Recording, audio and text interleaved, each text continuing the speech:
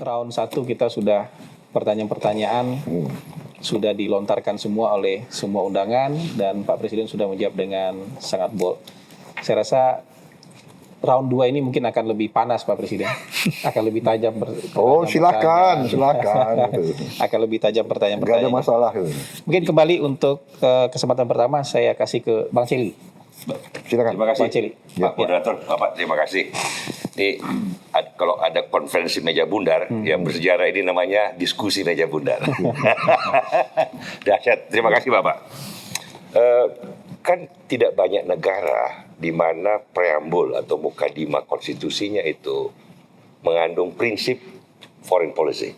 Ya. Ini di alinea keempat. Mukadimah ini bukan batang tubuh. Kalau batang tubuh kan pengejawantahan dari mukadimah. Ya. Itu spirit dasarnya dan kita satu dari sedikit negara di mana berpartisipasi aktif dalam perdamaian dunia. Ya. Itu alinea keempat sama dengan alinea tempatnya Pancasila. Bapak Presiden. Ya. Itu alinea keempat. Ya. Sehingga memang sejak awal pendiri bangsa kita ini rupanya sadar. Kalau konstitusi Amerika kan cuma prinsip politik domestik. Kalau kita ada prinsip politik internasional, sehingga kesadaran untuk bangsa kita sejak awal lahirnya kita berada dalam konteks global, konteks the interplay of power di mana prinsip seperti realisme dan idealisme harus dikombinasikan. Itulah bebas aktif.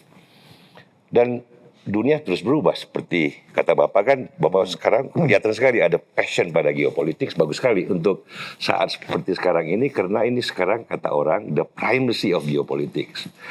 Jadi kalau menurut Bapak dalam prinsip foreign policy bebas aktif selalu konteksnya beda-beda. Kalau dulu kan Soviet, Amerika ada pengejawantahannya macam-macam. Dulu bahasanya non-blok. Sekarang kan bukan non-blok tapi multi-bloks.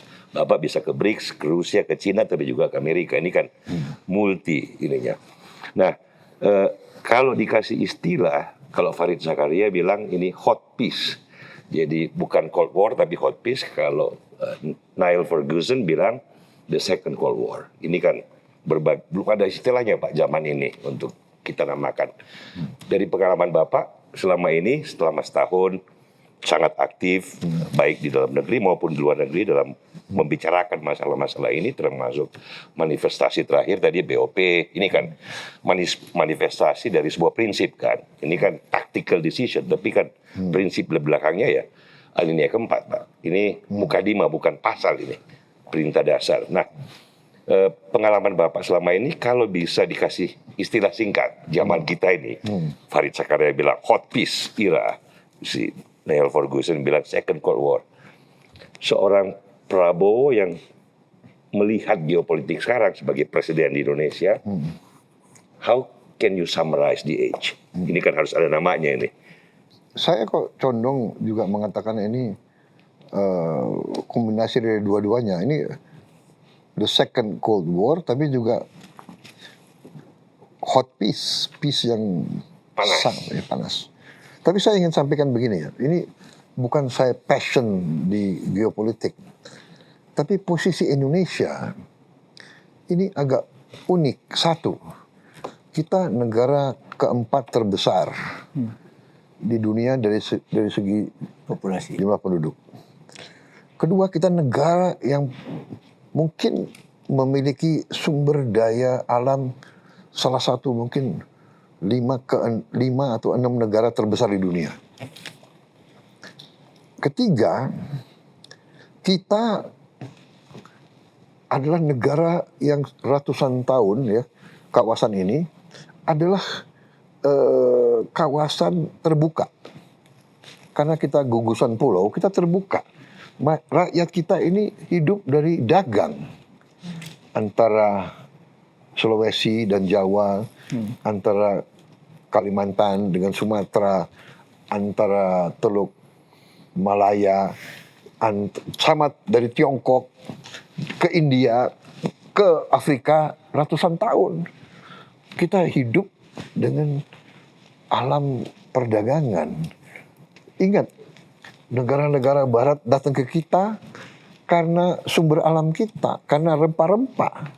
Waktu itu rempah-rempah adalah sangat strategis. Barang dagangan. Kalau minyak sekarang. Karena dulu tidak ada Obat, Pak. nggak ada kulkas, ya. Jadi untuk merawat makanan lebih lama dari berapa hari, harus ada rempah-rempah. Jadi kalau mau jadi superpower waktu itu harus punya angkatan laut. Angkatan laut butuh rempah-rempah. Dan dia butuh kayu. Indonesia banyak kayu waktu itu. Jadi mereka semua ke Indonesia. Ke gugusan pulau waktu itu kan. Mereka ke Pulau Timur, ke ambil kayu-kayu kita yang bagus. Superpower waktu itu ya. Spanyol, Portugis, Belanda, Prancis, Belanda, Inggris, semua ke sini. Jadi kita ini dari dulu selalu menjadi tujuan, Bahkan inceran, sebelum mereka karena kekayaan kita, gitu loh. Suka tidak suka. Nah kita akhirnya kita harus punya hubungan baik dan banyak negara. Kita anggota ASEAN, ya. ASEAN itu 10 negara loh. Sekarang 11. Tapi kita juga Kita anggota G20. 20 negara. Habis itu kita apa lagi? Kita anggota OKI. Habis itu kita ikut banyak. semua gila. Ya, nah, kalau kita diundang, kita tidak datang, kan nggak bagus, ya kan? Nah, makanya setiap presiden Indonesia ya capek.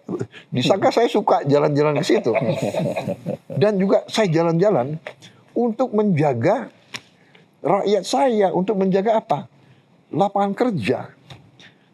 Aku kalau nggak lobby, tentunya menteri-menteri yang kerja. Di ujungnya saya harus datang, iya kan? Ke Raja Belgia, ke Raja Belanda, ke Uni Eropa. Akhirnya kita punya perdagangan, SEPA kita agak lancar. 10 tahun loh kita tembus, ya kan? Kita sama Kanada, SEPA, juga perdagangan. Untuk buka, sekarang kita punya barang-barang 0% ke Kanada, ke mana? Uni Eropa. Ke Uni Eropa. Artinya apa? Sepatu kita, tekstil kita, yang tadinya terancam, bahwa kita punya pengalihan. Jadi ini yang harus kita lakukan. Kadang-kadang kalau kita berunding, kalau barang-barang ini, Anda harus lapor ke nomor 1 kita, gitu. Mereka selalu gitu. Ada hal-hal yang penting harus deal, gitu. Langsung. India umpamanya, kita ini surplus sama India. So India mengatakan, tolonglah, belilah barang-barang dari India juga. Gitu. Lagi dikit. Itu dia deal direct loh, ngomong langsung gitu. Jadi itu ya masalahnya. Jadi memang di dunia yang sekarang, geopolitik sudah menjadi geoekonomi. Jadi kalau Anda hubungannya tidak baik, Anda dapat tekanan macam-macam. Jadi, tapi yang Anda mengatakan itu benar ya. Yang dikatakan juga Pak Mardigu. Dalam setiap hubungan, memang harus ada posisi tawar. Harus dari posisi kuat, begitu loh. Nah, itu yang sedang kita kerjakan sekarang. Jadi, kenapa saya ingin perkuat ekonomi kita, transformasi dan sebagainya, supaya kita satu, tidak bisa dibentak-bentak, tidak bisa Nah, ini juga yang banyak mungkin tidak suka dengan pemerintah yang seperti saya gitu loh. Ya kan, karena kita tidak mau serta-merta semua tergantung orang lain. Kira-kira begitu. Kalau masih tambah sedikit? Boleh Bang, Satu silakan lagi. dalami Bang. So, ini agak sedikit philosophy of history, bagaimana kan foreign policy nggak boleh cuman hanya menanggapin perkembangan harian, mingguan atau bulanan, Pak. Tapi there must be a progression of history yang kita kaitkan. Seperti Bapak tadi bilang, geografi Indonesia memastikan kita harus terbuka. That's the geography. Kalau nggak gitu nggak bisa. Nah, waktu Hegel melihat Napoleon masuk ke Jena, ke Jerman, kan setelah Revolusi Prancis, Napoleon si Toy yang semangat bangsa baru dengan konsep citizenship, intervensi ke Jerman. Jerman kan masih tercerai-berai, Holy Roman Empire, tapi ada 100 unit-unit kerajaan kecil dan besar.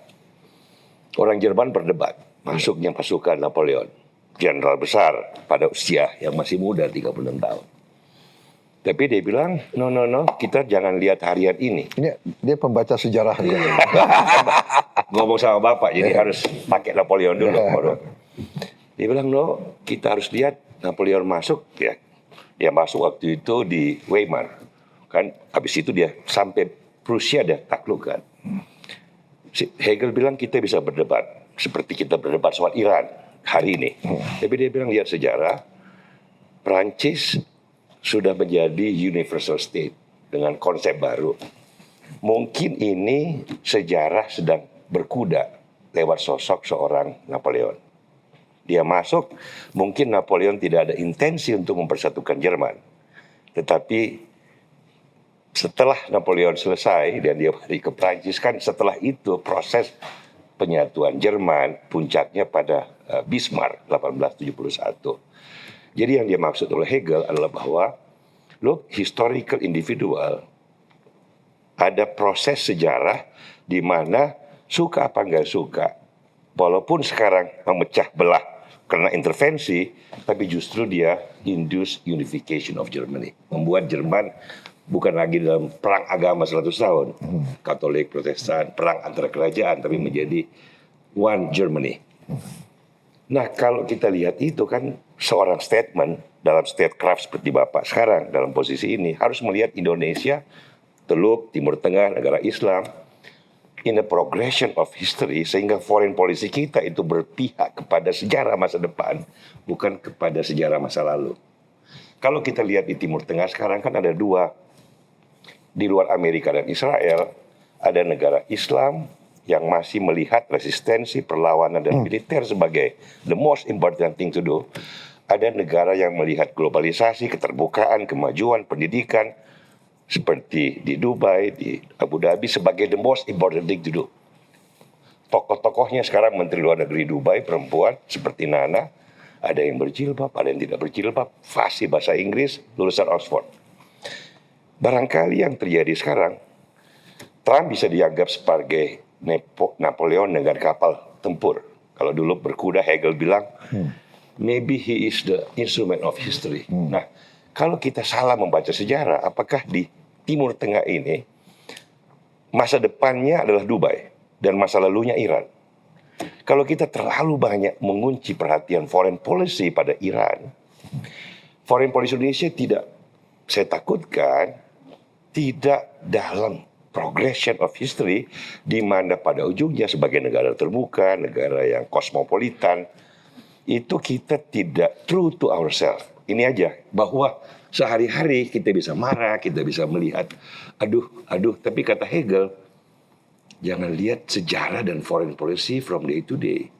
Lihat the long term. Apa yang Napoleon lakukan kepada Germany, dia membawa semangat kebangsaan baru, dia membawa hukum yang baru, dia membawa the new spirit of citizenship. Dia mungkin bermaksud tidak baik pada Germany, tetapi ujungnya it will become make Germany stronger. Kira-kira foreign policy kita kan harus, pertanyaannya kan sekarang globalisasi, keterbukaan, kemajuan ke depan, kemandirian energi, kemandirian pangan, ini kan Bapak sudah sangat benar pada prinsipal. Apakah dilema membuat foreign policy ini terutama sekarang di Timur Tengah tidak harus mempertimbangkan faktor-faktor fundamental itu? Kira-kira ini kan. Jadi kalau begitu ya, tanggapan saya sebenarnya adalah kita realis saja, kita hadapi kenyataan, dan saya berpendapat bahwa kita dalam hal ini sudah dalam jalur yang benar, bahwa kita mengutamakan di ujungnya kepentingan nasional kita, ya, dan bahwa kita, kalau menurut saya sangat relevan ke depan pun, bahwa kita harus tetap non-aligned, tetap non-blok. Kita tidak boleh terlibat dalam perang apapun. Jadi di sini menurut saya kelebihan Indonesia, keunggulan Indonesia bahwa kita punya itikat baik dan kita punya hubungan baik sama semua kekuatan. Even terhadap rivalitas hegemoni antara Amerika dan Tiongkok, kita tidak mau terlibat. Kita tidak mau harus milih yang satu melawan yang satu, tidak. Kita will be equal, we will treat them as equals, and we will treat them equally, and we want to have the same good relations with all of them. Nah, itu menurut saya punya keyakinan itu. Jadi relevansi non-aligned yang digariskan oleh pendiri bangsa kita, menurut saya sangat relevan sampai sekarang. Itu yang navigasi kita, itu yang mengamankan kita. Di masalah perang Iran dan Irak, ya kita tidak mencari, ya dengan Irak, kita tidak mencari siapa yang benar, siapa yang salah. Mereka punya sejarah masing-masing, ya kan? Mereka punya sejarah masing-masing. Punya konflik. Jadi, iya, yang saya katakan tadi waktu kita break sebentar ya, yang sedih, bagaimana bisa ya? Contoh, ada perang saudara di sesama negara Islam. Satu negara sahabat kita, mitra kita, katakanlah Arab Saudi, kemudian Uni Arab Emirates, sahabat kita juga, sesama anggota OKI, sesama anggota sahabat kita, mereka mendukung pihak yang berlawanan, yang saling berperang. Di Yaman juga demikian akhirnya. Ini kan jadi kita harus hati-hati. Ya, setuju. Makanya yang paling benar dengan segala hormat, ya kita hormati semua kekuatan. Dan kalau kita baik sama semua, kita mungkin bermanfaat. Itu yang saya sampaikan. Kalau kita masih, saya tidak tahu gradasinya apa, kalau kita masih bisa diterima oleh Iran, tapi kita masih dipercaya oleh negara-negara teluk, mungkin itu baik. Mungkin kita bisa di penengah. Seberapa efektif saya tidak tahu. Iya. Yang tadi dikatakan ya, sama juga masalah Sudan, masalah Yaman. Kita alhamdulillah kapal Indonesia lewat Yaman masih aman. Aman Pak ya. Masih aman, ya kan? Saya tidak tahu perubahan. Iya, lewat Selat Mendeb. Iya kan? Nah, karena kita juga sama Houthi, kita tidak pernah Ada masalah. sampai sekarang kalau tidak salah ya kita masih punya hubungan yang baik gitu loh. Iya kan? Kita tidak mau terseret ke sini, tidak mau terseret ke situ. Jadi jawaban saya kira-kira begitu. Kalau saya percaya masih relevan kita punya. Bagus. Sekali lagi preambul itu alinea keempat Pak, itu penting banget memang foreign policy buat konstitusi kita. Mbak Nana mau nyambung nggak? Ada beberapa Pak. Tadi Bapak katakan bahwa Indonesia tetap bebas aktif, non-blok, tidak tergantung pada kekuatan manapun. Kalau boleh satu contoh konkret Pak, karena saya tahu Bapak juga kerap mengatakan kalau menyentuh nilai kedaulatan, menyentuh nilai prinsip Indonesia akan berkata tidak.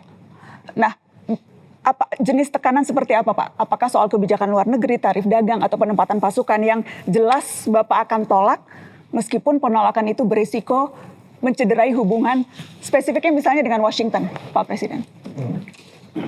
Ya kita selalu, mereka tahu posisi kita sudah lama, ya kan?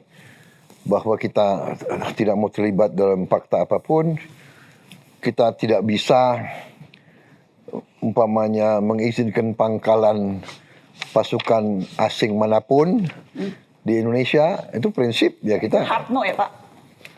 Oh, it's always been like that. Dari zaman Bung Karno, Pak Harto sampai sekarang, ya kan? Kalau kita peaceful visit, peaceful navigation kepada semua kita Semua negara mau refuel di Indonesia kita izinkan, ya kan?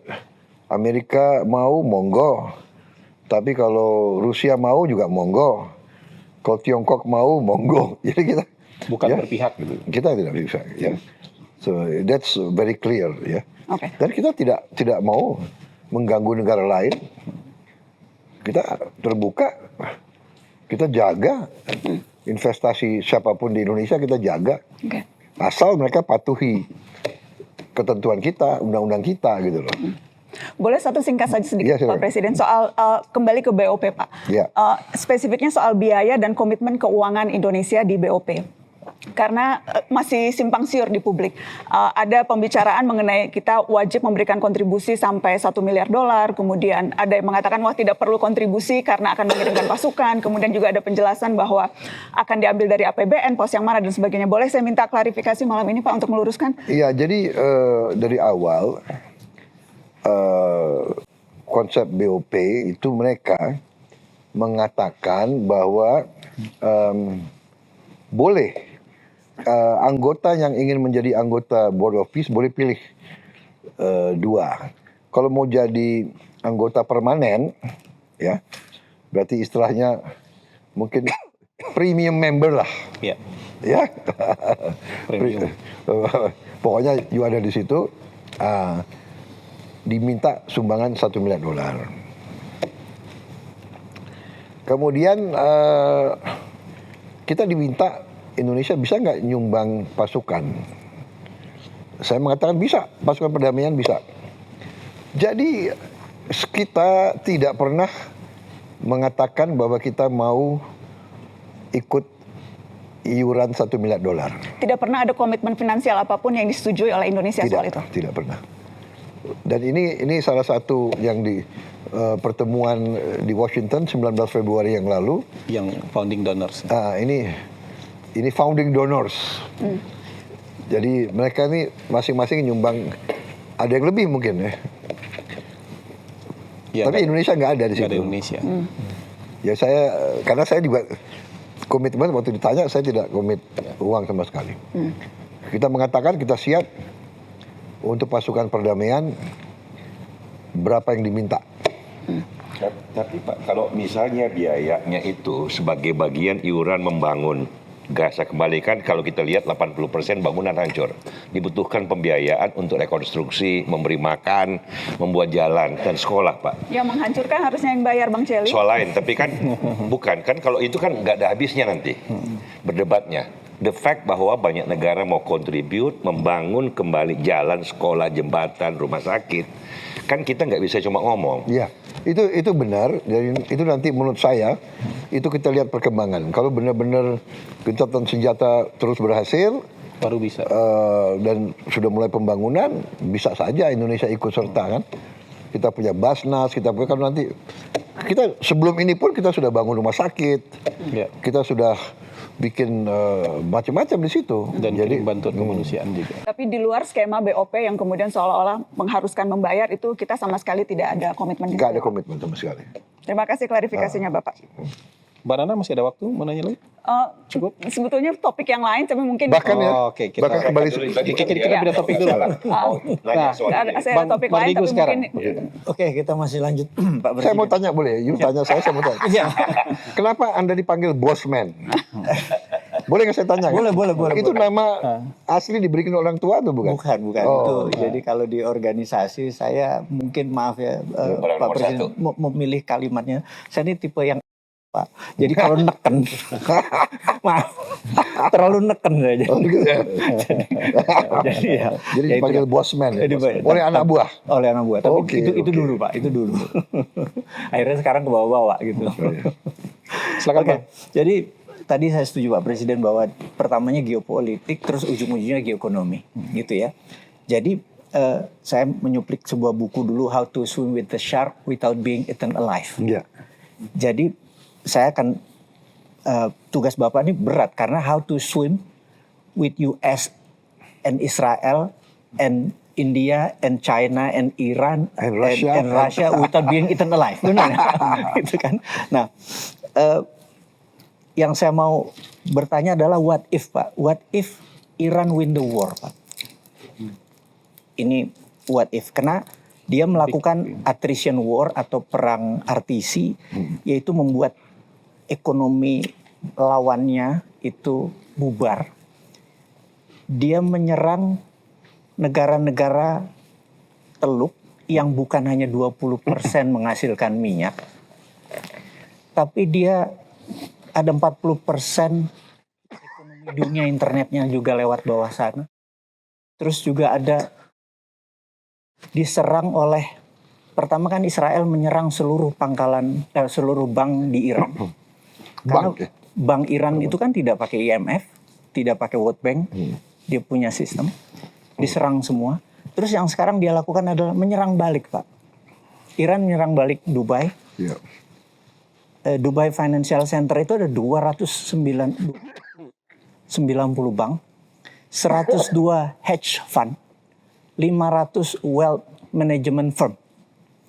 Itu mengelola hampir 10 triliun uang. Nah, ini jadi windfall harusnya buat Indonesia, Pak. Harusnya jadi opportunity karena uang itu kan nggak bisa jalan sekarang, harus pindah. Nah, saya ingat 10-20 tahun yang lalu saya berbicara dengan Mas Bang Kodari, saya sering berdebat sama dia. Dia merasa bahwa Indonesia ini memang penduduk muslim terbesar, memang negara nomor 4 penduduknya. Tapi kalau berbicara sama negara lain, tidak punya deterrent factor. Saya bersyukur Bapak membuat Danantara.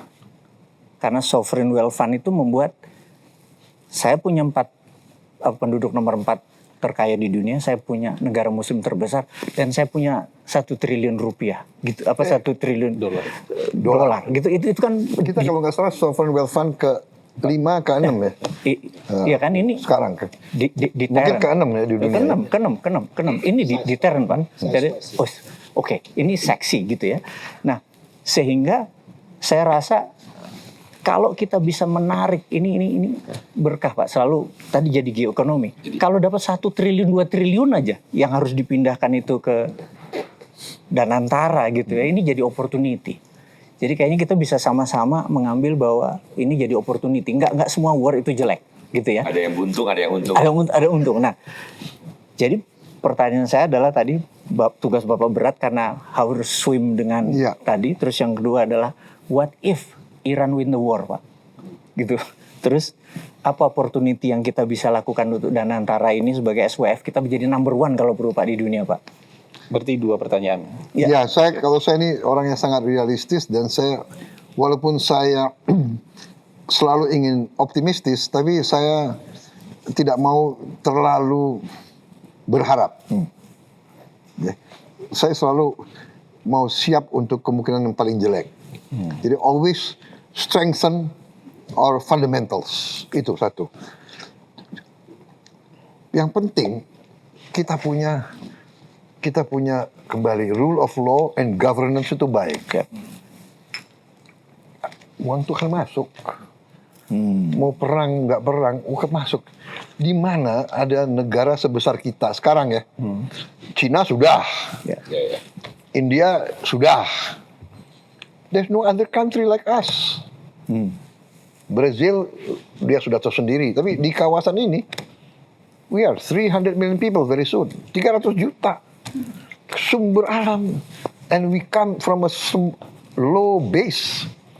Rakyat kita masih banyak yang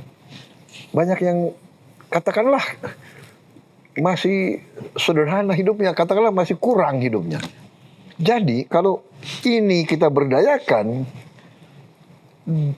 we can empower them with money. Can you imagine the growth?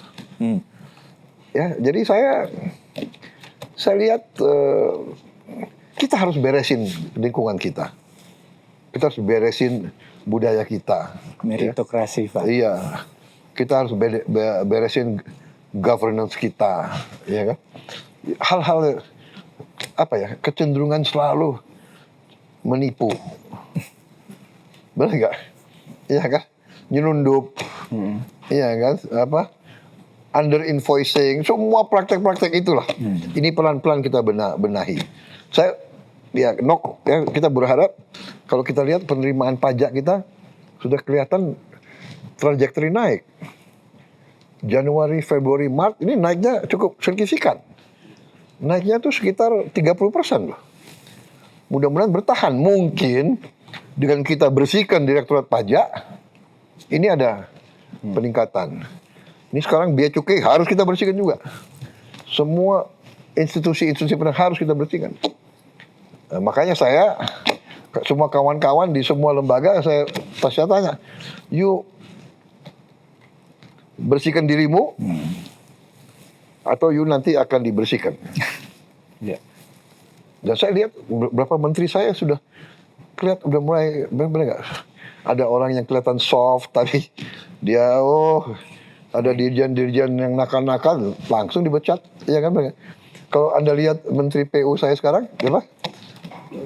Pak Dodi. Dodi ya, Anggodo. orangnya kan baik, tapi nggak ada mau main-main Pak, dia pecat 2 dirjen, ya. Jadi kalau fun itu, kalau dia merasa, this is a rational country, a safe country, mereka masuk. Jadi yang penting kita sekarang ya, kita juga jangan terlalu itu ya, bahwa semua Indonesia jelek itu loh. Nggak bener. Anda datang ke banyak negara, ya kan? Di kereta api Anda dirampok, Anda dipukul hanya karena ras Anda. Anda kecewa sama polisi-polisi kita. Kalau lihat polisi-polisi di Amerika, ICE. Black Lives Matter, orang nggak bersalah tembak, iya kan? Ini masalah sosial di mana-mana. Tapi our country is not doing that bad, benar nggak? Kita juga harus fair gitu ya. Tapi saya tangkap ya, polisi kita 400.000 loh. Banyak yang kerja keras, banyak kerja baik. Ada oknum-oknum nggak beres. Di semua birokrasi kita banyak yang nggak beres. Ya ini we want to try. Kita berharap generasi-generasi yang akan datang akan lebih baik. Pak, boleh nanya satu, Ya. Pak? Apakah kita akan menggunakan nuklir thorium, Pak, untuk power plant? Itu nanti tergantung para pakar. Kalau bisa kita pakai, why not? Nuclear power paling murah sebetulnya, paling bersih juga. Ya, tinggal how can we handle the safety, itu yang menjadi masalah. Saya kira kalau kita sudah mencapai nanti 100 gigawatt dari tenaga solar, Lebih murah lagi. kita lumayan tuh nanti. I see. Plus biofuel, karena kalau biofuel ya terbarukan itu kan tiap tahun kita nggak akan habis itu, iya kan? Solar kita. Itu 100 gigawatt solar power Pak ya. Itu kan berarti 100.000 hektar tanah untuk kan 1 mega 1 hektar ya. Itu di berbagai daerah akan disiapkan. Ya. Karena secara tanah kan besar Pak untuk cover the span ya. Kan 1 mega 1 hektar lah kira-kira. Iya, kan kita punya 80.000, 90.000 desa. Kalau desa di luar Jawa untuk cari 1 hektar Besar-besar itu. nggak ada masalah. Kalau di dalam Jawa kita sudah hitung, kita punya banyak tanah, ya kan? Ada tanah HGU yang tidak dikerjakan, ada tanah perhutani yang tidak dikerjakan. Nah ini semua bisa kita pakai. Oke. Pak Mardigu, Terima cukup kasih. sejauh ini? Cukup. Nah, sekarang kita ke Mas Faisal lagi. Ya, makasih Ya. Pak Prabowo. Di round kedua ini saya ingin melanjutkan tadi yang Bapak sebutkan di round pertama masalah industrialisasi, Pak. Ya. Nah, jadi saya dan juga teman-teman di KOR itu sangat sepakat dan termasuk yang meyakini bahwa kita tidak bisa tumbuh lebih tinggi tanpa industrialisasi, gitu. Dan kita bukan hanya ingin tumbuh tinggi, tapi yang disampaikan Pak Dede tadi, kita ingin ada lapangan pekerjaan formal gitu. Jadi istilahnya mungkin jobful growth ya, bukan jobless growth. Nah, dan salah satunya hilirisasi, program prioritas dari pemerintahan yang lalu sampai dengan sekarang. Ya. Nah, tapi saya ingin menghubungkannya dengan ART, Pak, Agreement of Reciprocal Tariff yang barusan ini, Pak ya. Nah, dan barusan tadi Bapak juga cerita masalah bargaining power Indonesia. Ketika ART itu soft copy-nya itu sudah tersebar, nah ini terus terang kita langsung teliti satu persatu dari pasal ke pasal, Pak. Ya. Nah, memang kalau melihat dari sisi keuntungan, ada beberapa sektor yang kita dikecualikan dari tarifnya untuk kita bisa masuk dapat keuntungan dari ekspor di beberapa sektor tertentu. Ada 1.819 komoditas 1.819 komoditas, Pak, yang ya. kita 0%. Ya. Nah, tapi kalau melihat syarat yang lain, Pak, ya, terutama yang non-tarif measures, yang kita harus bebaskan semua. Kita tahu non-tarif measures itu banyak, dan non-tarif measures ini hubungannya erat sekali dengan industrialisasi, Pak. Selain non-tarif measures juga ada klausul yang lain kaitannya dengan critical minerals yang kita diminta untuk membuka akses itu. Nah, ini kaitannya dengan hilirisasi, Pak. Kalau dilihat dari klausulnya bahwa kita disuruh buka full akses bukan hanya untuk processing tapi sampai mining, Pak. Nah, ini saya terus terang jadi bertanya, ini kan ada beberapa yang tidak sejalan dengan program prioritas kita gitu untuk hilirisasi gitu. Dan kalau kita menjalankan ini, bagaimana dengan masa depan hilirisasi kita, industrialisasi kita, critical minerals kita, termasuk tadi NTM yang sebetulnya itu menjadi modal kita juga untuk mendorong industrialisasi. Ini pertanyaan saya, Pak. Gitu. Jadi gini ya, non-tariff barrier, apa non-tariff, kita sekarang ya punya free trade area sama China, sama Uni Eropa. Do you know what that means? That means nggak boleh non-tariff barrier juga terhadap mereka. Benar nggak? Contoh yang dipersoalkan Amerika antara lain begini, dia buka pabrik di Batam, di Batam atau pokoknya suatu special economic zone. Ya. Pabrik itu membuat alat-alat medis, ya, ronsen, MRI dan sebagainya. Boleh jual ke negara lain, kan? Karena special economic zone kan nol tarif. Betul. Dia jual. Indonesia butuh, dia jual ke Indonesia kena tarif. Anda ngerti? Ya. Hal-hal ini yang mereka minta diluruskan. Itu satu. Yang kedua yang critical mineral, saya sudah katakan kita terbuka, but everything at market price, at economic price. Ya, jadi kalau dia mau ikut, kita izinkan mereka mining di Freeport. Sudah berapa puluh tahun. Freeport sekarang menghasilkan salah satu revenue kita yang paling besar. Kita izinkan. Critical mineral itu is a commodity, right? Yeah. If they pay international market price, mau dia yang main atau kita yang main, we get the economic value, right? Tapi kan ada kaitan Yang penting kita hilirisasi kasih akses. Export ban, Pak. Hah? Export ban dari critical minerals yang komoditas itu. Itu kan jadi Siapa yang modal ban? kita untuk Yang ban siapa? yang nikel, Pak, contohnya. Hah? Bahan mentahnya kan kita tidak. Oh iya, bahan mentah kita minta di processing. Kalau dia mau mining dan proses di sini tetap dong. Ya. Enggak, itu dasar hilirisasi. Processing di Indonesia. Enggak ada, enggak mungkin. Tapi kalau dia mau main dan dia mau proses di Indonesia, bagus enggak? Bagus. Artinya Ya, itu tidak malah barang bagus kalau itu. tidak barang mentah yang di Tapi yang penting kan dia minta akses. Kita nggak tutup akses. Tapi dia have to pay market price.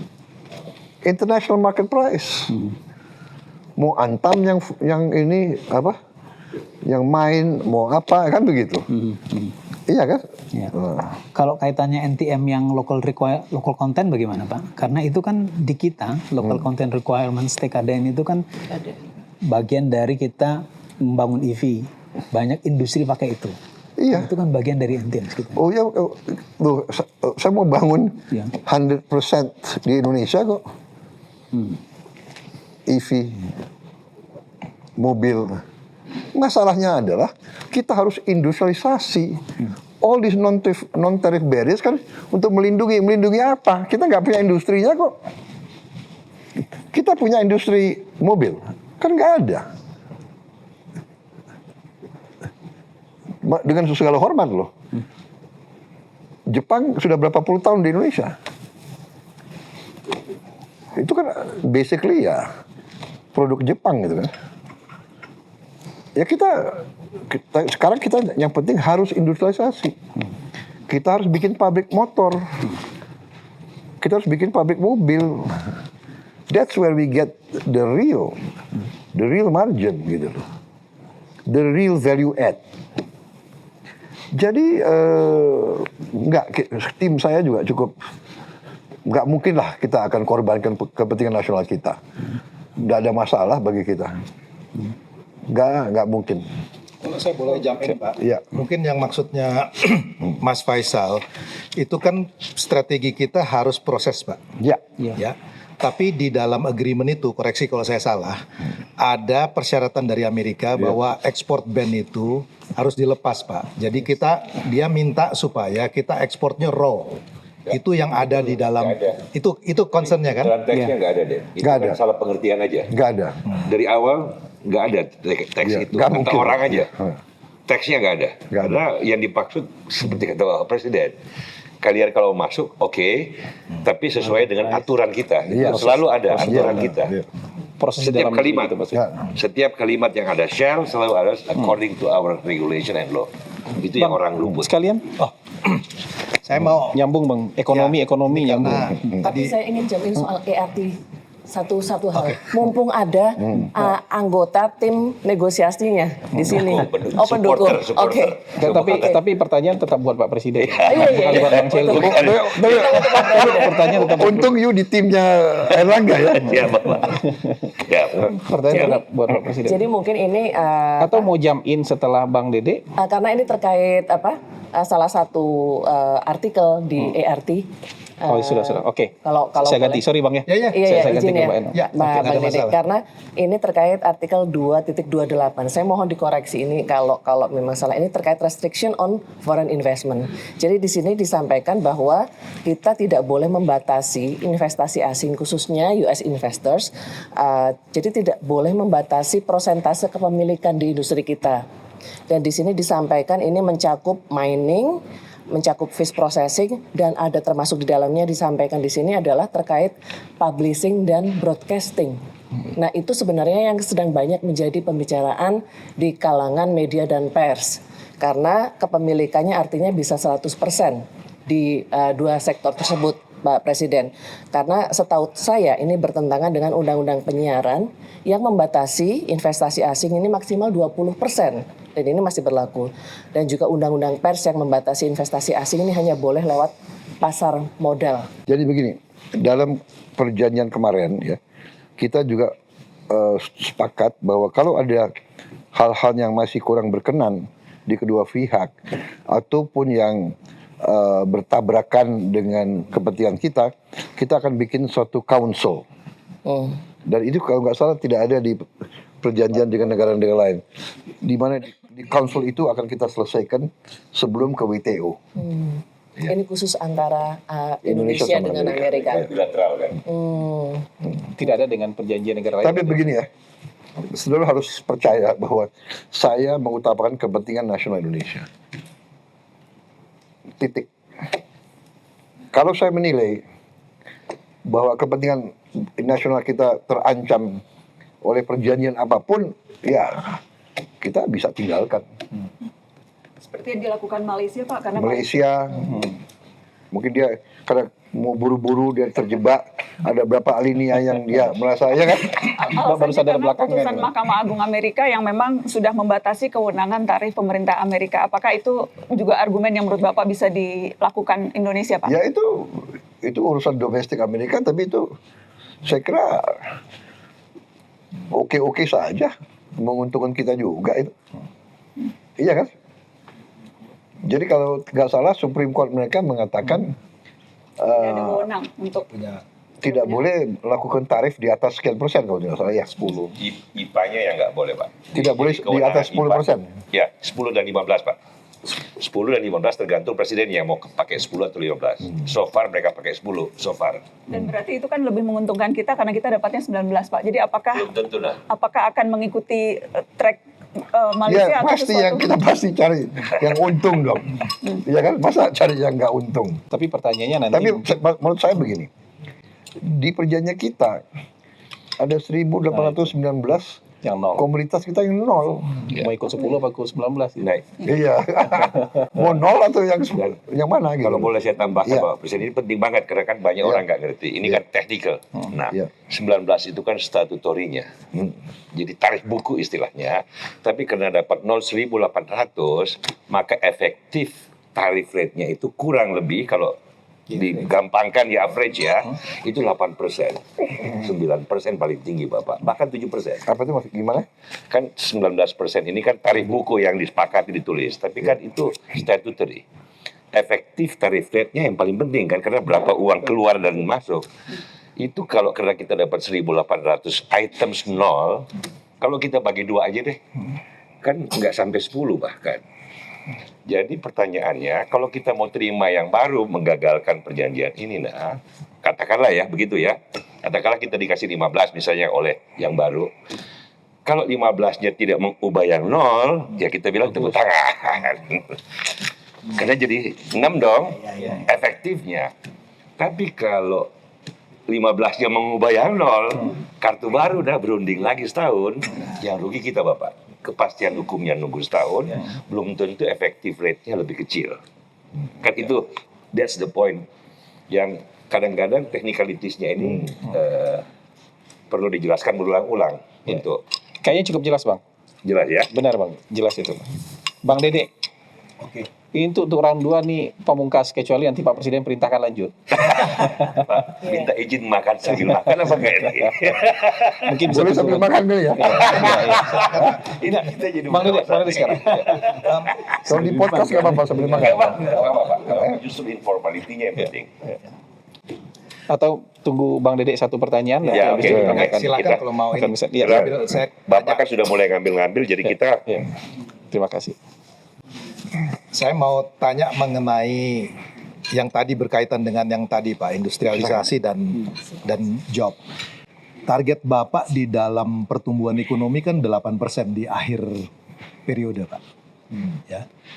Itu tadi Bapak sudah tunjukkan bahwa ICOR kita tuh 6,3 Pak.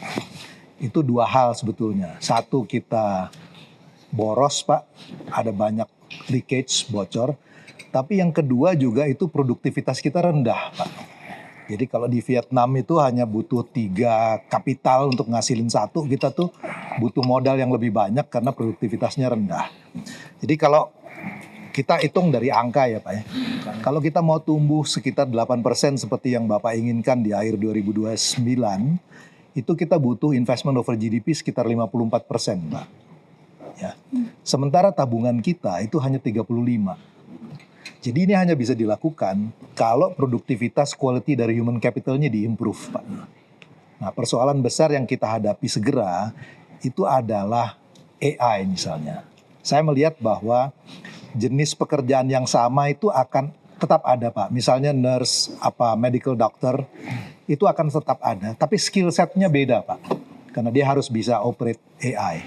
Nah pertanyaan saya itu adalah, kalau kita memang mau kejar 8% growth, isu human capital ini mesti diadres Pak. Ya, apa yang kira-kira Bapak mau lakukan terhadap ini? Karena tanpa ini Pak, walaupun uangnya datang, kalau kita boros, kita nggak akan bisa mengejar 8% Pak. Persis, exactly because of that. Saya sedang habis-habisan untuk perbaiki pendidikan kita. Pendidikan kita besar-besaran saya sedang lakukan itu. Sebagai contoh, saya sedang melaksanakan perbaikan fisik sekolah-sekolah. Tahun lalu kita hanya mampu 17.000 sekolah. tahun ini 70.000 sekolah 70.000 Pak ya. Untuk perbaikan fisik ya. fisik. Dan ini langsung saya kirim ke kepala sekolah. Kepala sekolah dengan komite sekolah dan Swakelola. orang tua murid. Banyak kepala sekolah yang nangis. Pertama kali dalam sejarah dia kelola sendiri.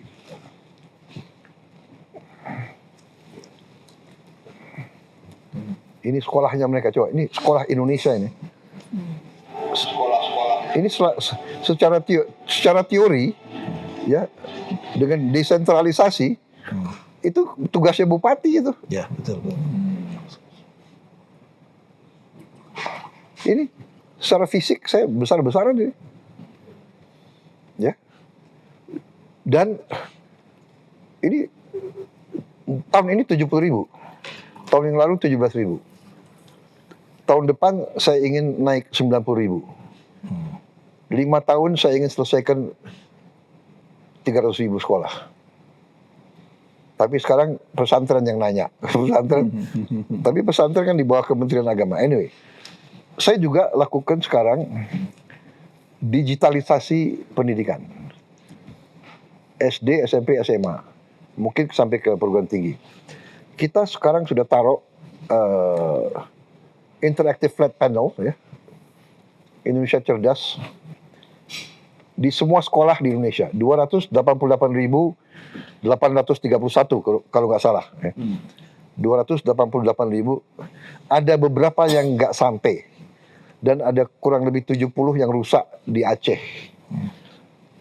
Tapi hampir semua sampai. Yang paling terpencil, yang 3T, terluar, terpencil, tertinggal, sekarang sudah dapat ini semua. Tahun lalu. Ini anak-anak desa terpencil, sekarang meningkat minatnya belajar. Belajar matematik, belajar, mereka suka sekarang. Ya. Kemudian tahun ini 2026 dari satu interaktif panel satu sekolah saya tambahkan menjadi tambah tiga. Jadi nanti 4 ruang kelas tahun 2026 akan punya interaktif flat panel ini. Saya berharap 27 tambah 2 lagi. Jadi semua ruang kelas di Indonesia, SD, SMP, SMA, semua akan punya interaktif flat panel ini. Artinya apa? Di tiap interaktif ini ada software yang kita isi. Saya lupa itu berapa gigabyte. Pokoknya hampir semua silabus pelajaran ada di situ. Jadi habis satu kelas pelajaran, kalau guru-guru ingin ulangi, ada. Dan nanti ini dari Jakarta kita punya studio, nanti guru-guru yang terbaik akan ngajar di sekolah yang nggak ada guru matematik, yang nggak ada guru bahasa Inggris, ya dia dapat pelajaran Hybrid. dan interaktif. Kita bisa monitor di kelas itu. So ini lompatan-lompatan dalam rangka human capital. Ya, jadi selain itu kita mau menatar semua guru-guru kita. Jadi gini ya, saya ceritakan ya, MBG nanti di puncaknya kita akan punya 31.000 dapur. Ya. Katakanlah untuk gampang hitungnya 30.000 dapur. Tiap dapur mempekerjakan 50 orang. Itu sudah 1,5 juta. 8 kerja ya. 1,5 juta ya. Tiap dapur menciptakan vendor-vendor supplier. Antara 5 sampai 10 vendor tiap dapur. Yang jual telur, yang jual wortel, yang jual sayur, yang jual, ya kan? Tiap vendor ini empiris mempekerjakan sekitar 5 petani. Ya. Jadi itu sudah berapa? Sudah 50 lagi. Another 1,5 juta. orang kerja. Itu hanya dari MBG. Nah, saya mau cerita lagi. Koperasi Merah Putih. Koperasi Merah Putih nantinya kalau jalan semua itu ada sekitar 80.000 koperasi. 80.000 koperasi itu kalau tidak salah sekitar 18 kali 80.000 berapa? 18 kali 80.000. 1 juta. 80.000. Satu juta. Berapa? 1,4 juta. 1,4 juta. It's another tambahan, ya kan?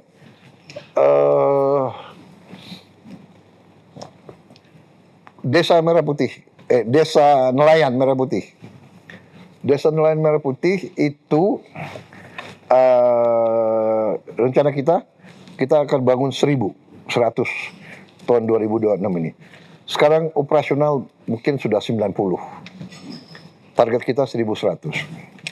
Satu desa Merah Putih itu akan mengelola 600 sampai 2.000 kepala keluarga. Ya kan? Ini bukan menciptakan lapangan kerja baru, tapi meningkatkan taraf hidupnya. Yang tadinya dia tidak punya es, kita bikin pabrik es. Yang tadinya dia susah dapat solar, kita di desa ini kita buka SPBU khusus nelayan. Yang tadinya kapal dia hanya bisa melaut 24 jam, kita bisa bikin dia mungkin naik 3 kali lah. Kita bikin pilot project di Biak, penghasilannya nelayan-nelayan itu naik rata-rata 60% sampai 80%. Ini juga menimbulkan pertumbuhan ekonomi, ya. Saya akan urut satu persatu. That's why I'm confident. Kita belum bicara hilirisasi. Ya, yang tahun ini that is the real value add. Tapi kita akan bangun rumah murah. Target kita 1 juta rumah. 1 juta rumah, ya kan? Ini lapangan kerja, ya. Ini semua ini. Jadi rumah yang kita mau bangun, 1 rumah itu 1 juta rumah itu diperkirakan 1 rumah membutuhkan kurang lebih 5 orang kerja.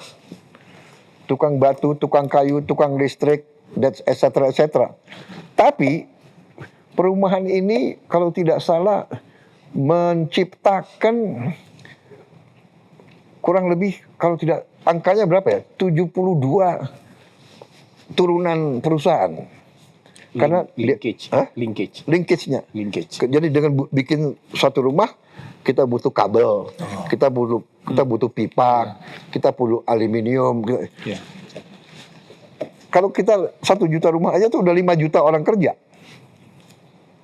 I'm confident, when this goes, it will be higher than 8%. Ya, growth-nya. Saya tanya satu, Ya. Pak. Ini 1,6 juta itu adalah total sampai selesai kan, Pak? Artinya dari Pekerja ketika baru. dapurnya semua beres. Enggak, dia kerja di situ. Ya, dia 50 kerja di situ orang. kan. Nah, artinya sepanjang sampai 2029 Bapak bicara begitu. Ya. Yang diomongin sama Mas Faisal, Ya. kalau saya interpretasi, Ya. dia bicara mengenai additional tiap tahun, Pak. Ya. Jadi 1%, kalau yang di sini angkanya adalah sampai seluruh program selesai. Total. Jadi lapangan pekerjaan yang tercipta tuh 4 juta untuk makan Iya. bergizi Iya. sampai dengan selesai gitu ya, Pak ya? Iya. Kalau Iya. yang dibilang Mas Faisal itu adalah additional per tahun, Pak. Iya. Tapi kan kalau kita umpamanya ya, kalau tadi kita katakan ya, pakai logik aja, pakai mathematics. Kalau kita sudah menghasilkan ini, katakanlah tadi 1 juta rumah, 5 orang bekerja. 5 juta orang kerja. Ya. Dan kita rencananya 1 juta ya menuju ke mungkin 10 tahun yang akan datang. Karena kekurangan kita kalau nggak salah cukup besar. Ya, backlog-nya. 12 juta rumah yang kita kurang. Backlog-nya. So this is going to boost the economy. This is really going to be a big booster for the economy. Ya. Dan akhirnya kan kita bisa rata-rata, ambil rata-rata. Ya, Cina juga tidak growth 13% Langsung. selama 20 tahun. Ya, maybe kalau kita average nanti di 10 tahun, I think very easy we can get 8%. I'm very confident. Saya sangat confident. Nanti, ya kan? Everything is based on evidence. Jadi saya hanya minta waktu dari rakyat, dari masyarakat, kasih saya waktu lah. Saya buktikan sampai 2029. Ya kan? Saya sangat selama ini nggak ada yang sentuh desa nelayan. Selama 80 tahun Indonesia merdeka, tidak ada yang sentuh desa nelayan. Puluhan ribu kapal asing yang ambil ikan di air kita. Puluhan ribu. I want to turn this around. Tahun depan ini, saya akan bangun 1.582 kapal ikan. Dari 150, 200, 300, 500 sampai 2.000 gross ton.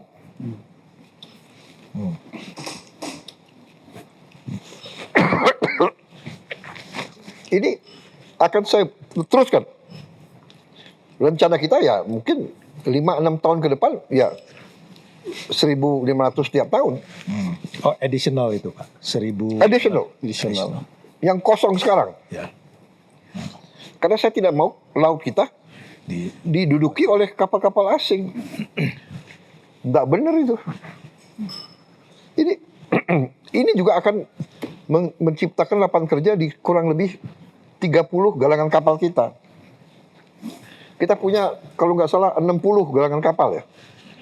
Coba dicek berapa galangan kapal kita punya. Kalau nggak salah 60. Ya. Ini satu kapal kurang lebih 20 sampai 30 kru. Ya. Dan kru ini kan bisa shift. Ya. Pak, ini tuh dalam sampai 5 tahun ke depan, Ya, dalam sampai selesai. Sampai Ya, selesai Bapak. Iya. Bukan additional kayak. Tapi yang 1.500 ini additional kan Pak? Ini additional, Ini nggak ada additional soal. yang ini. Tambahan. Iya. Nggak, karena itu kan jangka panjang dalam situasi Iya. sekarang seperti yang Makanya Bapak kita bilang, tekanan ekonomi, tekanan fiskal, situasi geopolitik, harga minyak dan sebagainya. Pada akhirnya kan soal pilihan Pak. Ketika ruang fiskal terbatas, tidak semua bisa dipertahankan sekaligus Bapak Presiden. Apa prioritas utama Bapak ketika harus memilih? Jadi begini, saya ini kok berpendapat ya, uang kita ada di mana-mana.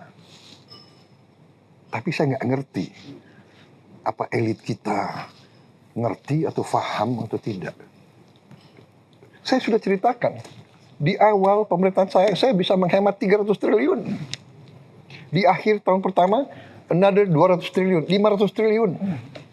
Mbak Nana, tadi ICOR itu, pokoknya itu menurut saya di situ, menggambarkan bahwa kita punya uang itu hangus, bocor. Ya kan, 30% dari 1.000 dari anggaran kita, APBN kita 3.700 triliun. Oke, mungkin benar dari 30% katakanlah 10% produktivitas. Kalau 30%, kalau 20% saja, ya, kalau 10% saja, itu adalah 300 triliun. Dari situ aja. Nah, saya kasih lihat lagi ya. Jadi sebetulnya uangnya itu ada, Mbak. Dalam konteks hari-hari ini ketika kita khawatir Hari-hari ini. Hari-hari ini Pak. Hari-hari ini. Ketika kemungkinan subsidi BBM bisa sampai 200 triliun begitu Pak karena harga minyak dan sebagainya, tekanan fiskal. Ya kan masa kita duduk diam? Kita kan lakukan segala upaya. Iya. Dan apakah dalam Kita mau turunkan konsumsi, kita mau tingkatkan biodiesel kita yang 100 gigawatt dan sebagainya. Ya itu kita kan jangka panjang Pak kalau kita bicara jangka dalam- panjang ya 2 tahun itu. Kita masih subsidinya lah. kan sekarang kalau misalnya kita bicara perang yang kata Iran sampai 6 bulan, berarti kan dalam waktu jangka pendek Pak, apakah akan ada shifting prioritas Bapak di program-program prioritas ini yang memang secara fakta anggarannya besar sekali? Atau mana yang tidak akan Bapak sentuh?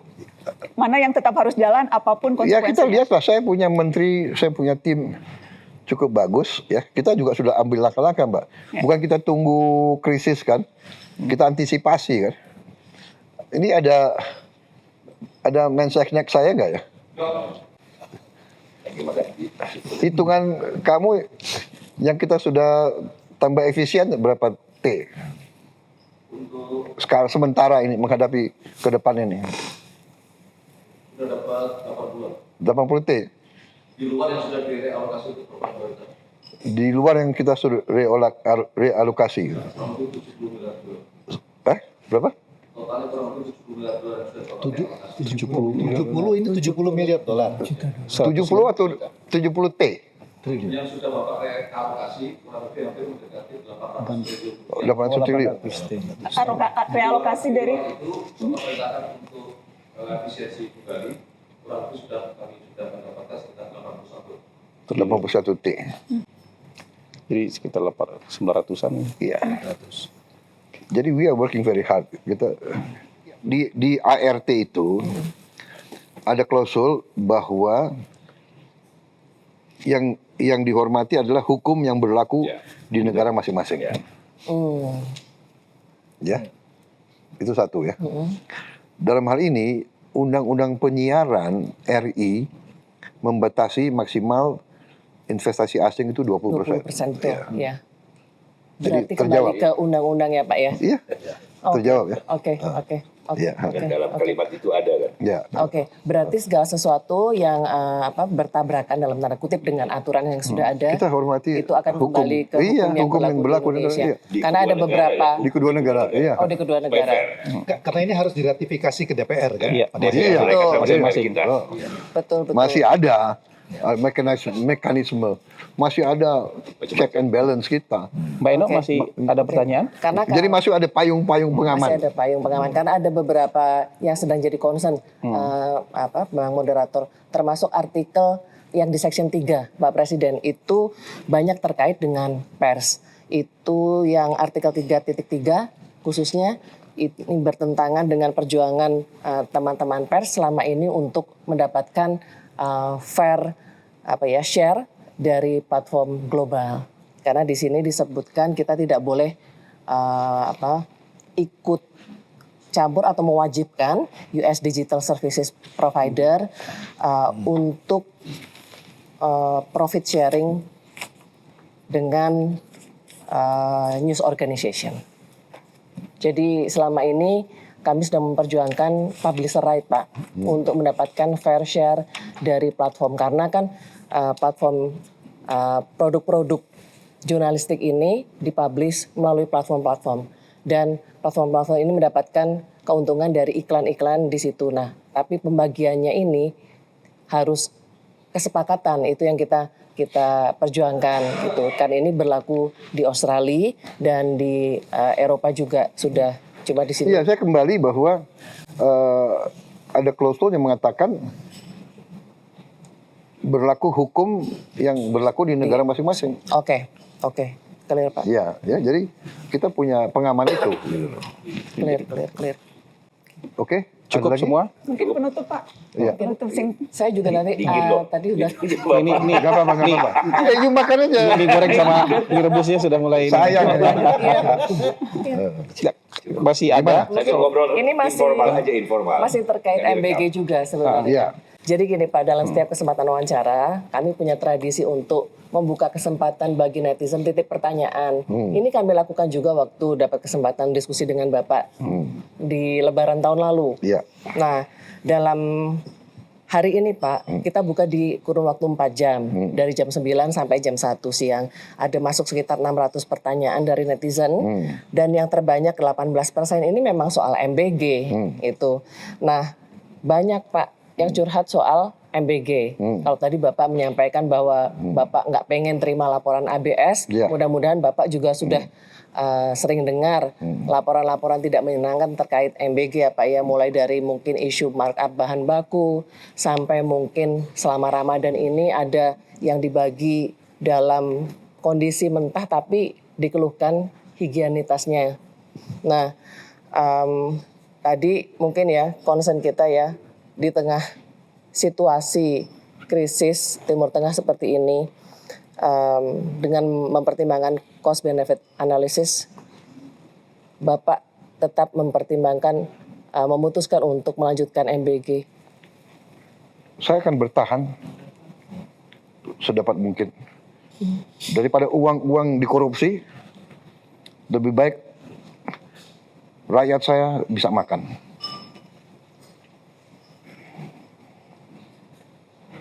Anda nggak lihat anak-anak yang stunting? Saya lihat, saya kampanye sekian kali, saya di desa-desa saya lihat. Anak umur berapa? 11 tahun, badannya anak 4 tahun. Saya aku yakin saya berada di jalan yang benar. Uang kita ada. Uang kita ada. Saya pertaruhkan kepemimpinan saya. 2029 kita lihat. Saya rencana saya di sini. Siapa yang mengira kita bisa bikin 80.000 koperasi lengkap dengan gudang, lengkap dengan cold storage, lengkap dengan semua itu dalam 1 tahun? Kan enggak. Kita hari ini sudah 30.000 koperasi. Hari ini di mana, di negara mana? Kasih lihat foto ini, desa Gejuk Jati ini. Koperasi ini terdiri dari lahan kosong, lahan pecaton desa. Akhirnya dibangun koperasi Merah Putih. Respon dari masyarakat ya bagus, monggo Pak, terima kasih atas adanya koperasi yang petani punya setiap panennya nanti bisa disetor ke koperasi gitu. Karena di sini menyetop pembelian gabah dari masyarakat nantinya. Saya sebelum ada koperasi kan saya hanya memasarkan UMKM saya di pasar, dan itu kan hanya bergantung pasar pagi saja ya. Dados petani niku asale pupuk nggih wani nggih tebih, asale tumbas nggih mriko-mriko. Sak ontene nek wonten mboten nonton nggih muter niku mboten nonton pupuk. Potensi yang ada di desa kami, Desa Dukurejo, ini adalah mayoritas pertanian. Sehingga koperasi Desa Merah Putih sudah diselenggarakan pengurus. Alhamdulillah sekarang sudah berjalan, yaitu sembako dan termasuk sembako di bidang pertanian. Ini sudah berjalan. Kita punya pupuk, yaitu pupuk bersubsidi yang bisa dinikmati masyarakat khususnya petani.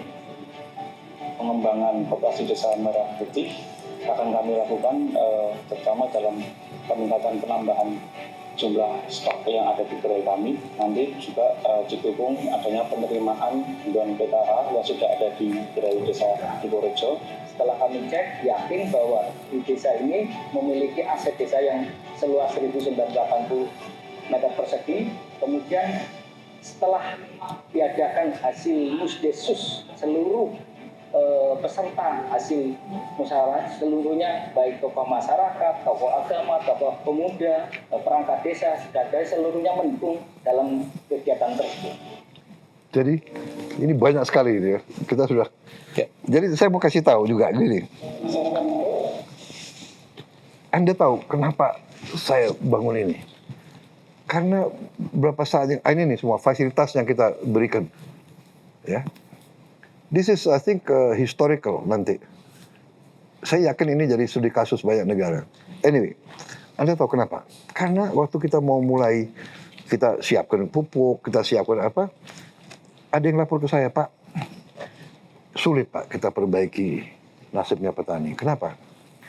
Karena petani ini kan dia 120 hari baru panen. 3 bulan, 4 bulan. Dan di dalam 120 hari kadang-kadang istrinya sakit. Dan ini, jadi dia perlu pinjam uang. Dia pinjam uang dari siapa? Dari rentenir. Dan rentenir itu ngeri. Dia tuh 1% sehari. Can you imagine? Gimana? Saya tanya, jadi gimana caranya, Pak? Harus ada koperasi, Pak. Jadi koperasi itu bisa, kita bikin koperasi. Ini adalah apa ya? Ini adalah penindasan manusia ke manusia. Masa orang miskin dikenakan 1% sehari. 1% sehari. Itu satu. Jadi sekarang dengan Koperasi Merah Putih kita akan siapkan kredit murah. Kredit murah. Saya tanya, sekarang pun mikro kredit ya 24%. 24%. Tetap tinggi. Orang miskin 24%. Tahun. Maaf ya.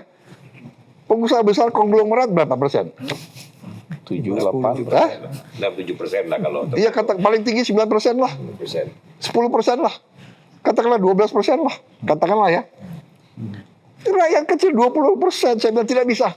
Nanti Koperasi Merah Putih harus di bawah itu. Kalau perlu 6% setahun.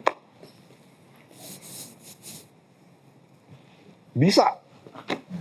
Jadi Mbak Nana, kekuatan ekonomi kita besar, hanya tinggal diorganisir. Tinggal diorganisir. Ya, jadi jangan ke arah oke, ada krisis, nanti kita hentikan MBG. Iya kan? Masih banyak cara lain yang kita bisa hemat. Masih banyak. Tapi MBG ini saya udah lihat di sekarang MBG waktu kita mulai, kita adalah negara kurang lebih ke 77. Sekarang sudah 100 negara lah. 100 negara lebih. Semua, dan saya didatangi Rockefeller Institute dari Amerika Serikat, datang ngecek kita punya SPPG, dan dia datang ke saya, dia mengatakan this is the best investment Mr. President you have made. The best investment. Do you know why? Karena $1 di spend di MBG, the return is between $7 and $35. In the long run, $35. In the short run, $7. Dan ini dari Rockefeller Institute. Ya, ini juga World Food Program dari PBB. FP. Jadi, this is strategic. Ini untuk human capital kita. Ya, jadi masih banyak penghematan lain yang real yang kita bisa lakukan. Kita sudah exercise. Kita sudah melakukan penghematan di banyak bidang. Ya. Jadi saya kira we are a strong country ya. Saya tidak mau Nina Bobo, saya tidak mau kasih bagus-bagus.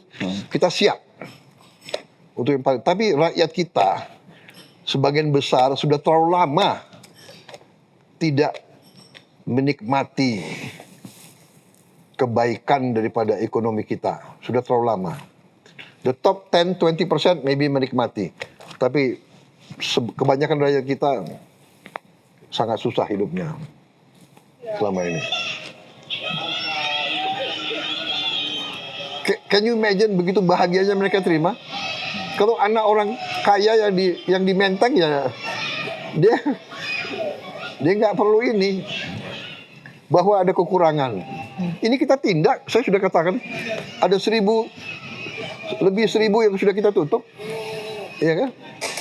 Tapi you lihat itu. Dan di banyak daerah di luar Jawa ya, mereka tuh sangat membutuhkan.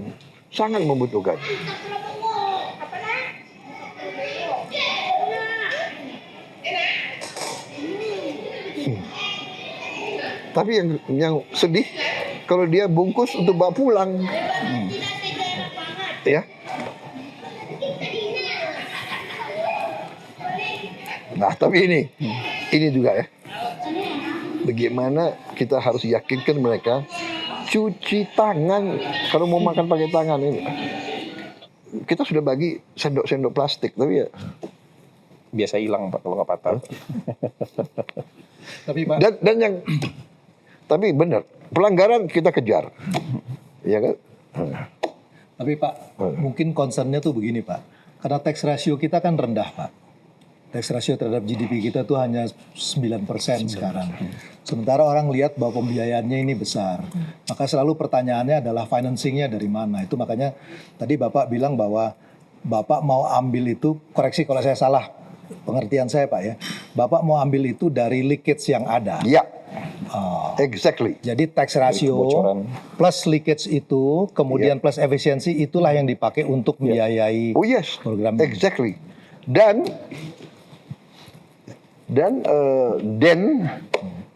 Dewan Ekonomi Nasional dipimpin Pak Luhut sendiri yang lapor ke saya dengan GovTech, dengan digitalisasi semua ini bisa terus mengurangi 240 kebocoran. triliun. Ya, 240 triliun Pak.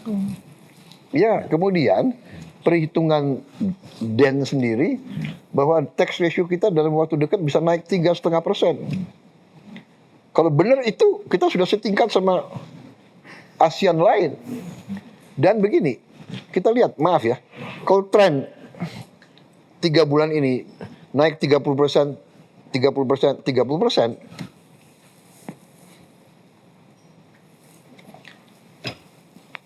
ini kita tax ratio kita lumayan itu nanti, ya. Jadi kalau kita bisa naik tax kita benar 30%, tiap bulan rata-rata 1 tahun ini 2026, wah itu berarti dari 9% kita ya benar sudah 12-13%. Cuman ini kalau saya nggak salah Pak, 30% ini gross, 23% tuh restitusinya Pak. Harus dikembalikan. Jadi yang tumbuh tuh mungkin sekitar 7. Kecuali kalau pemerintah tidak mengembalikan yang 23%. Ya tapi kan ada itu strategi nanti, kita kan hitung nanti. Ya. Tapi kita masih banyak dana-dana lain. Masih banyak dana-dana lain. Oke? Oke. Break? Pak Boleh Presiden, terakhir aja Pak. Boleh terakhir. Terakhir untuk kemudian masih ada terakhir semua terakhir jadi. Nggak, biar muter. Setelah itu setelah itu bisa ditutup dengan makan mie instan. Sebetulnya ini follow up pertanyaan saya tahun lalu Pak, ketika saya juga sempat bertanya ke Bapak spesifik soal kepolisian. Setelah itu saya tahu, kita semua tahu Bapak membentuk komite tim percepatan reformasi Polri diketuai oleh Prof. Jimli. Sudah selesai Pak pekerjaannya, katanya ada 10 buku, ada puluhan aturan yang kemudian direkomendasikan untuk diganti. Info terakhir yang saya dengar sedang menunggu waktu dari Bapak supaya bisa menyampaikan langsung hasil rekomendasi itu. Pertanyaannya, kerap kali tuh Pak rekomendasi reformasi berhenti di atas kertas Pak. Pengalaman kita dari tahun-tahun sebelumnya, berbagai tim dibentuk, rekomendasi diberikan kepada presiden atau kepada siapapun yang memberikan mandat, tapi selesai di situ. Saya ingin minta komitmen Bapak untuk jika nanti ternyata beberapa hasil rekomendasi membutuhkan komitmen kuat presiden untuk menyentuh hal-hal yang selama ini dianggap sulit disentuh karena berhubungan dengan struktur kekuasaankah atau dalam pertarungan internal di lembaga tertentu, apakah Bapak akan tetap melaksanakan rekomendasi itu atau akan melihat situasi atau bagaimana Pak? Jadi begini, sekali lagi saya dipilih oleh rakyat Indonesia, saya dilantik, saya disumpah. Jadi memang yang saya ingin lakukan adalah transformasi bangsa, saya ingin perbaiki kondisi bangsa itu semua. Termasuk di situ adalah alat-alat penegak hukum. Karena hukum, the rule of law itu bagian penting daripada negara yang kuat dan berhasil. Ya. Jadi yang saya katakan adalah hasrat untuk memperbaiki semua lembaga, termasuk kepolisian, itu tidak semata-mata harus dari suatu komite reformasi. Tapi komite reformasi adalah alat bantu yang sangat penting. Ya, kita pelajari nanti yang mana kita bisa lakukan cepat, kita lakukan. Yang mana kita anggap belum bisa dilakukan, ya kita mungkin tunda. Ya kan, nanti ada banyak argumen, ya kita lihat nanti. Kita akan ambil keputusan yang rasional. Tapi bahwa negara butuh lembaga-lembaga penegak hukum yang profesional, yang bersih, yang tidak korup, yang penuh integritas, itu mutlak. Jadi kalau saya serius terhadap sumpah saya, ya saya harus memperbaiki kondisi-kondisi yang tidak baik itu, termasuk kondisi-kondisi di lembaga-lembaga kita. Ya itu situasinya begitu. Termasuk kepolisian. Tapi tidak hanya terbatas kepada kepolisian. Jadi saya katakan begini, kita juga harus fair. Selalu itu adalah nila setitik merusak susu sebelanga. Ya. Mungkin beberapa oknum, tapi dia punya power, dia bisa berbuat seenaknya. Tapi ratusan ribu polisi yang lain terkena nama jeleknya. Makanya sekali lagi pertama saya ingin memberi kesempatan tiap lembaga membersihkan diri. Ini banyak yang tidak dipercaya orang, tapi dalam leadership kadang-kadang itu jalan yang terbaik. Ya, kita umpamanya lihat ada situasi seperti ini, sama juga mungkin audit ya. Kalau audit nggak beres, dia datang kasih tahu pimpinan, kamu nggak beres loh. Kau bisa perbaiki diri nggak? Kalau kau perbaiki diri, saya kasih kesempatan. 3 bulan kau perbaiki, masih kurang, 3 bulan lagi, masih kurang. Saya lihat sekarang kepolisian banyak menindak perwira-perwira yang nggak beres.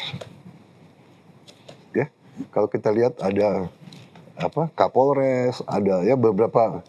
Ini ya saya kira itu arah yang lebih baik. Dan juga TNI, ada perwira-perwira TNI yang nggak beres juga.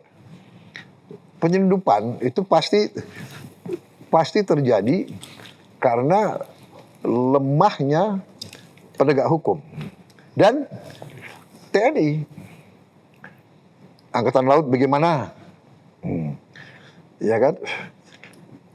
Danrem bagaimana? Dandim bagaimana? Babinsa bagaimana? Kok bisa terjadi tambang ilegal? Saya pertanyakan. Saya bilang, Panglima TNI, kamu usut. Bagaimana ada tambang ilegal, Babinsa tidak tahu, dan Ramil tidak tahu, Kodim tidak tahu, Danrem tidak tahu. Untuk apa kita punya pejabat seperti itu kalau dia tidak tahu atau tidak mau tahu tambang ilegal, perkebunan ilegal dan sebagainya, ya kan? Jadi ini saya kira kita harus fair. Polisi harus beresin diri. Saya alumni TNI harus beresin diri. Saya nggak rela institusi saya yang begitu dicintai rakyat tercemar oleh pejabat-pejabat. Saya kira Anda bisa lihat sudah berapa jenderal bintang 3, bintang 2 yang kita pecat, yang kita serahkan ke kejaksaan. Waktu saya Menhan, Anda bisa hitung. Asabri kita beresin. Iya kan? Yang lama kata yang tidak bisa disentuh karena banyak jenderal di situ. Kita serahkan ke kejaksaan. Saya bikin surat. Minta kejaksaan yang bertindak. Jadi Mbak Nana itu jawaban saya.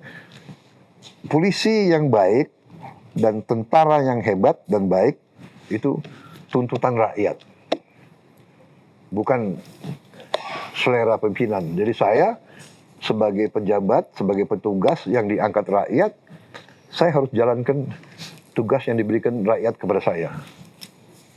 Jadi ini nanti kalau saya bertindak, kalau saya ambil langkah, ya saya yakin selain komite reformasi, tapi pendapat umum rakyat juga menghendaki itu, ya, menghendaki itu.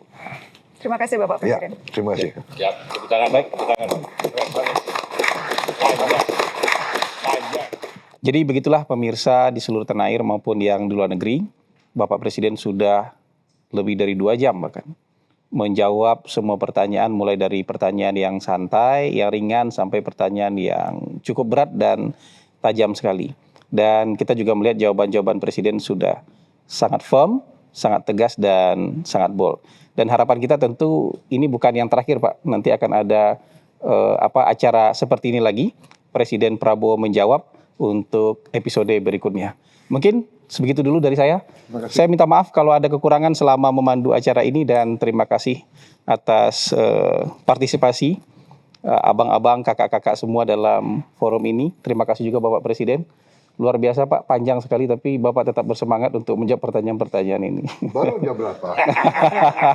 Udah mau sahur Pak. Udah masalah. Dan sampai jumpa lagi dalam episode Presiden Prabowo menjawab berikutnya. Mau Terima dipanasin kasih. dulu nggak nih? Mau dipanasin?